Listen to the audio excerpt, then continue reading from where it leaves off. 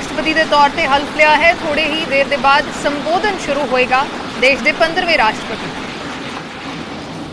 आदरणीय श्री रामनाथ कोविंद जी, उपराष्ट्रपति श्री एम वेंकैया नायडू जी, प्रधानमंत्री श्री नरेंद्र मोदी जी, लोकसभा के स्पीकर श्री ओम बिरला जी, चीफ जस्टिस एन.वी. रमन्ना जी, सम्मानित सांसदगण, अन्य महानुभावों, देवियों और स्वजनों तथा मेरे प्यारे देशवासियों, सभी को जोहार।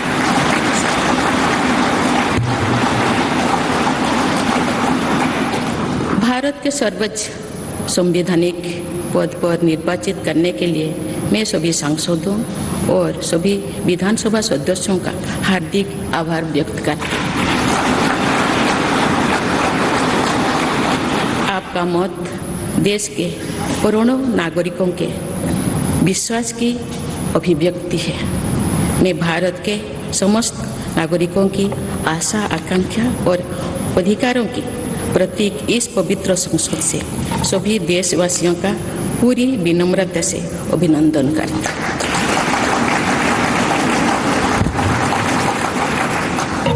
आपकी आत्मीयता, आपका विश्वास और आपका सहयोग मेरे लिए इस नए दायित्व का निभाने में मेरी बहुत बड़ी ताकत रहेगी। मुझे राष्ट्रपति के रूप में देश ने एक ऐसे महत्वपूर्ण कालखंड में चुना है जब हम अपनी आज़ादी का अमृत महोत्सव मना रहे हैं।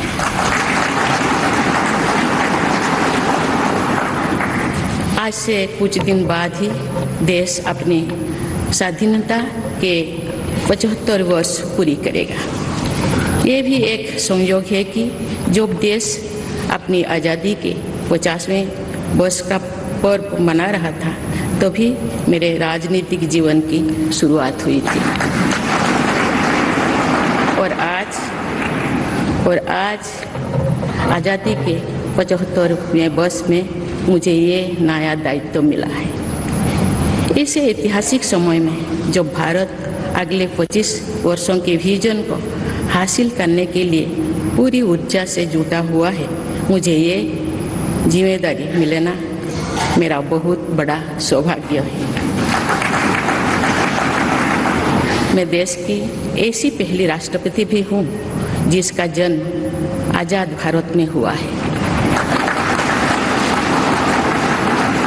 हमारे स्वाधीनता सेनानियों ने आज़ाद हिंदुस्तान के हम नागरिकों से जो अपेक्षाएं की थी उनकी पूर्ति के लिए इस अमृत काल में हमें तेज गति से काम करना होगा। इन 25 वर्षों में अमृत काल की सिद्धि का रास्ता 2 पटरी पर आगे बढ़ेगा, सबका प्रयास और सबका कर्तव्य। भारत के उज्जवल भविष्य की नई विकास यात्रा हमें सबके प्रयास से करनी है, कर्तव्य पथ पर चलते हुए करनी ही है। काल यानी 26 जुलाई को कारगिल विजय दिवस भी है। ये दिन भारत की सेनाओं के शौर्य और संयम दोनों का ही प्रतीक है। मैं आज देश की सेनाओं को तथा देश के समस्त नागरिकों को कारगिल विजय दिवस की अग्रिम शुभकामनाएं देती हूँ। देवियों और स्वजनों, मैंने अपनी जीवन यात्रा पूर्वी भारत में ओडिशा के एक छोटे से आदिवासी गांव से शुरू की थी। मैं जिस पृष्ठभूमि से आती हूँ वहाँ मेरे लिए प्रारंभिक शिक्षा प्राप्त करना भी एक सपने जैसा ही था, लेकिन अनेक बाधाओं के बावजूद मेरा संकल्प दृढ़ रहा और मैं कॉलेज जाने वाली अपने गांव की पहली बेटी थी।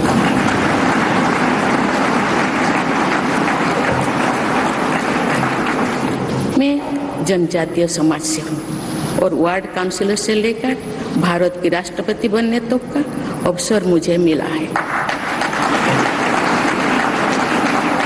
ये लोकतंत्र की जननी भारतवर्ष की महानता है।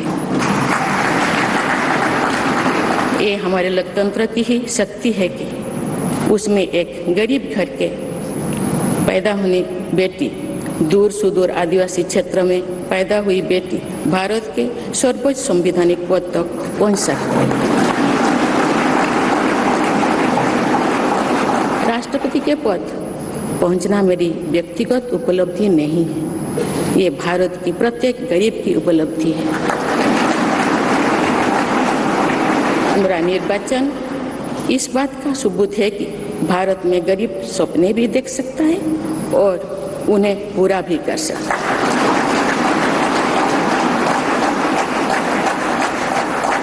और ये मेरे लिए बहुत संतोष की बात है कि जो सदियों से वंचित रहे, जो जीवन विकास के लाभ से दूर रहे, वे गरीब, दलित, पिछड़े तथा आदिवासी मुझे ये अपना प्रतिबिंब देख सकते हैं।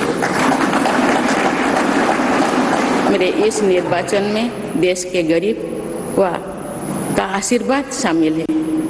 देश की करोड़ों महिलाओं और बेटियों के सपनों और सामर्थ्य की झलक है।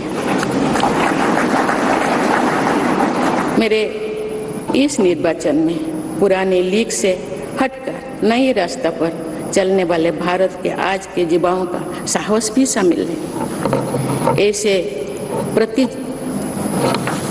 प्रगतिशील भारत का नेतृत्व करते हुए आज मैं खुद को गौरवान्वित महसूस कर रही हूँ। मैं आज समस्त देशवासियों को, विशेषकर भारत के युवाओं को तथा भारत की महिलाओं को ये विश्वास दिलाती हूँ कि इस पद पर कार्य करते हुए मेरे लिए उनके हित सर्वोपरि होंगे। देवियों और स्वजनों, मेरे सामने भारत के राष्ट्रपति पद की ऐसी महान विरासत है जिसने विश्व में भारतीय लोकतंत्र की प्रतिष्ठा का निरंतर मजबूत किया है। देश के प्रथम राष्ट्रपति डॉक्टर राजेंद्र प्रसाद से लेकर श्री रामनाथ कोविंद जी तक अनेक विभूतियों ने इस पद को सुशोभित किया है। इस पद के साथ साथ देश ने इस महान परंपरा के प्रतिनिधित्व का दायित्व भी मुझे सौंपा है। संविधान के आलोक में मैं पूरी निष्ठा से अपने कर्तव्यों का निर्वहन करूंगी। मेरे लिए भारत के लोकतांत्रिक सांस्कृतिक आदर्श और सभी देशवासी हमेशा मेरे ऊर्जा के स्रोत रहेंगे। देवियों और स्वजनों, हमारे संवैधानिक संग्राम में, स्वाधीनता संग्राम में एक राष्ट्र के तौर पर भारत की नई यात्रा की रूपरेखा तैयार की है। हमारा स्वाधीनता संग्राम उन संघर्षों और बलिदानों की अविरल धारा है जिसने आजाद भारत के लिए कितनी ही आदर्शों और संभावनाओं की सिंचा था। पूज्य बापू ने हमें स्वराज, स्वदेशी, स्वच्छता और सत्याग्रह द्वारा भारत के सांस्कृतिक आदर्शों की स्थापना का मार्ग दिखाया था। नेताजी सुभाष चंद्र बोस, नेहरू जी, सरदार पटेल, बाबा साहेब अम्बेडकर, भगत सिंह, सुखदेव, राजगुरु, चंद्रशेखर आजाद जैसे अनगिनत स्वाधीनता सेनानियों ने हमें राष्ट्र के स्वाभिमान को सर्वोपरि रखने की शिक्षा दी थी। रानी लक्ष्मीबाई, रानी वेलु नाचियार, रानी गाईदिन्लु और रानी चेन्निमा जैसी अनेकों वीरांगनाओं ने राष्ट्र इच्छा और राष्ट्र निर्माण में नारी शक्ति की भूमिका को नई ऊर्जा दी है। संथाल क्रांति, पाइक क्रांति से लेकर कोल क्रांति और भील क्रांति ने स्वतंत्रता संग्राम में आदिवासी योगदान को और सशक्त किया।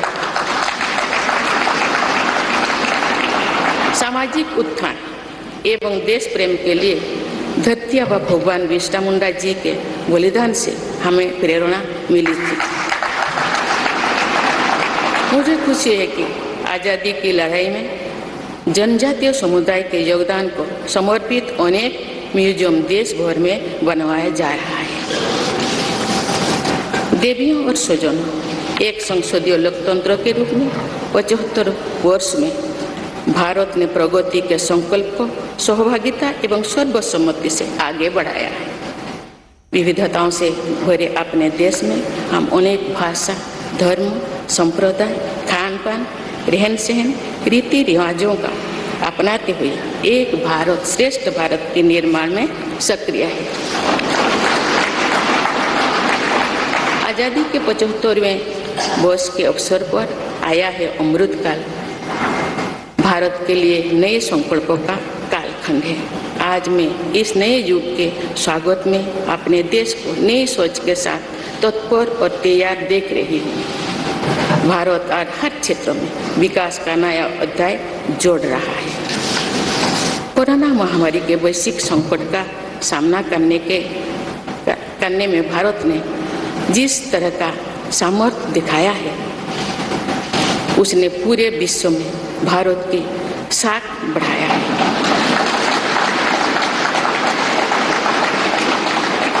हम हिंदुस्तानियों ने अपने प्रयासों से न सिर्फ इस वैश्विक चुनौती का सामना किया, बल्कि दुनिया के सामने नए मापदंड भी स्थापित की। कुछ दिन पहले भारत ने कोरोना वैक्सीन की 200 करोड़ डोज लगाने का कीर्तिमान बनाया। इस पूरी लड़ाई में भारत के लोगों ने जिस संयम, साहस और सहयोग का परिचय दिया, वो एक समाज के रूप में हमारी बढ़ती हुई शक्ति और संवेदनशीलता का प्रतीक है। भारत ने इन मुश्किल हालात में न केवल खुद को संभाला, बल्कि दुनिया की मदद भी की। कोरोना महामारी से बने माहौल में आज दुनिया भारत को नए विश्वास से देख रही है। दुनिया की आर्थिक स्थिरता के लिए, सप्लाई चेन की सुगमता के लिए और वैश्विक शांति के लिए दुनिया को भारत से बहुत उम्मीदें हैं। आगामी महीनों में भारत अपनी अध्यक्षता में G20 ग्रुप की मेजबानी भी करने जा रही है। इसमें दुनिया के 20 बड़े देश भारत की अध्यक्षता में वैश्विक विषयों पर मंथन करेंगे। मुझे विश्वास है भारत में होने वाले इस मंथन से जो निष्कर्ष और नीतियां निर्धारित होंगे, उनसे आने वाले दशकों की दिशा तय होगी। देवियों और स्वजनों, दशकों पहले मुझे रायरंगपुर में श्री अरबिंदो इंटीग्रल स्कूल में शिक्षक के रूप में कार्य करने का अवसर मिला था। कुछ ही दिनों के बाद श्री अरबिंदो जी की 150वीं जन्म जयंती मनाई जाएगी। शिक्षा के बारे में श्री अरबिंदो के विचारों ने मुझे निरंतर प्रेरित किया है। जन प्रतिनिधि के रूप में विभिन्न पदों पर कार्य करते हुए और फिर राज्यपाल के रूप में भी मेरा शिक्षण संस्थानों के साथ सक्रिय जुड़ाव रहा है। मैंने देश के युवाओं के उत्साह और आत्मबल को करीब से देखा है। हम सभी के श्रद्धेय पटेल जी कहा करते थे कि देश के युवा जब आगे बढ़ते हैं तो वे सिर्फ अपने ही भाग्य नहीं बनाते, बल्कि देश का भी भाग्य बनाते हैं।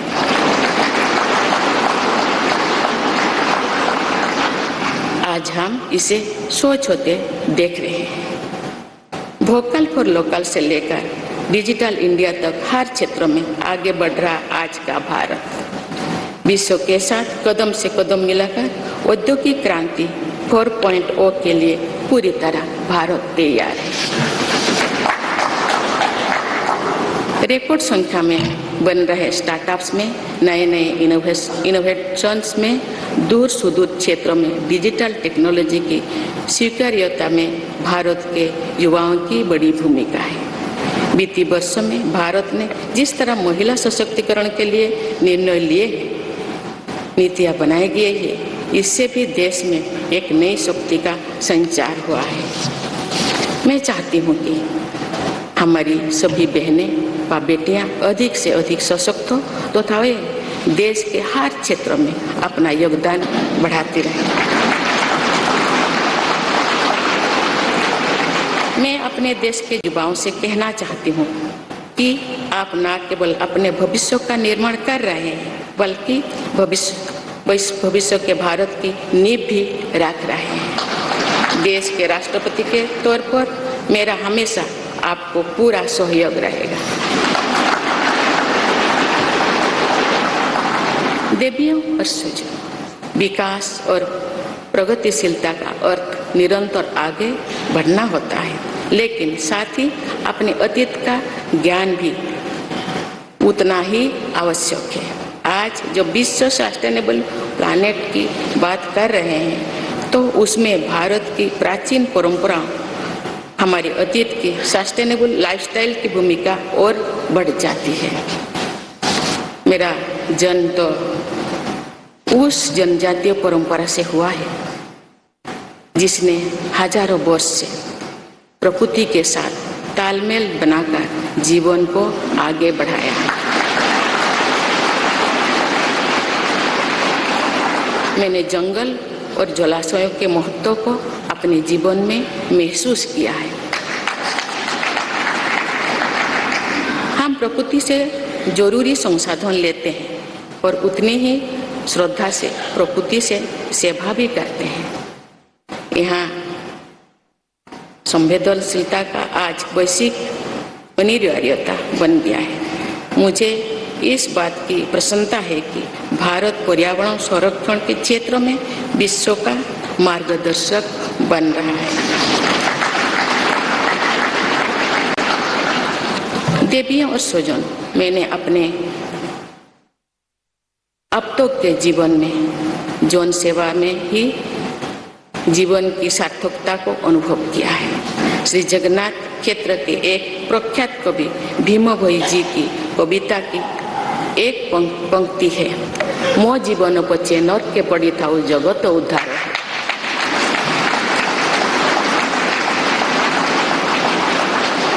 अर्थात अपने जीवन के हित और हित से बड़ा जगत कल्याण के लिए कार्य करना होता है। जगत कल्याण की इसी भावना के साथ मैं आप सब के विश्वास पर खरा उतरने के लिए पूरी निष्ठा व लगन से काम करने के लिए सदैव तत्पर रहूंगी।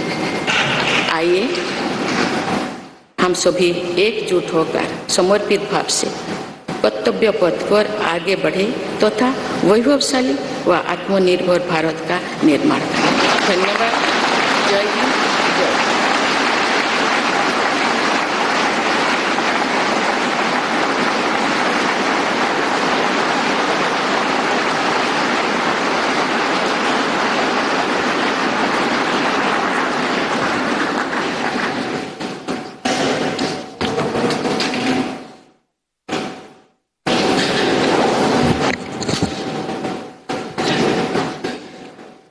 Honorable President, Srimati Draupadi Murmu ji, respected Sri Ramnath Kovind ji, Prime Minister Sri Narendra Bhai Modi ji,